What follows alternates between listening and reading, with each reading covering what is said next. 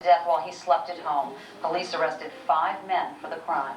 But during an exclusive News Center 16 investigation, we looked into the possibility that the murder was not the only crime those 5 men committed on March 7th. Jay Hermasinski joins us now with more on this investigation. Jay? We all know about the murder of the little boy, but a second violent crime also happened on March 7th, and it was a rape and robbery. Police arrested 3 men for that crime. But those 3 men are now free, and they say they know who committed both the murder and the rape and robbery. They spent 7 weeks behind bars for a crime DNA evidence proved they did not commit. Anthony Irons, Chester Gilmore, and Charles McLeod were released from jail yesterday afternoon. I'm happy. I'm glad I knew it to come to the light. You know what I'm saying? I'm just happy. Police say the rape happened on Brookfield Street on March 7th. The very same morning, in a different part of town, a 12-year-old boy was murdered while he slept on a couch, home alone. Police arrested these 5 men for the murder. And according to Irons, Gilmore, and McLeod, the same men who murdered the boy also raped and robbed the woman. They wasn't bragging about it, but they was just basically saying that we was locked up for something that they did and we don't have no reason. Private investigator Mike O'Kelly says jail inmate Jerry Hardman admitted to him he committed both crimes. He wanted to clear the slate that he did the crime, he participated in the crime.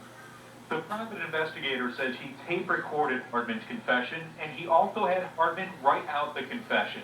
News Center 16 got hold of the tape and letter confessions more than a week ago. Since then, we checked its authenticity. We can through jail records that Hardman and the private investigator met 5 days after the murder and rape occurred. Hardman's lawyer would not confirm or deny if his client made the confessions, but a family member told News Center 16 it is Hardman's voice tape, and this is Hardman's handwriting. According to the tape, the night of the rape and murder began with the suspects drinking alcohol.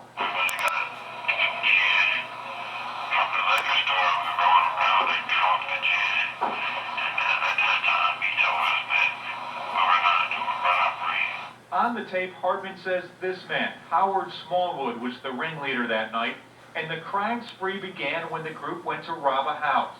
That's when the rape occurred.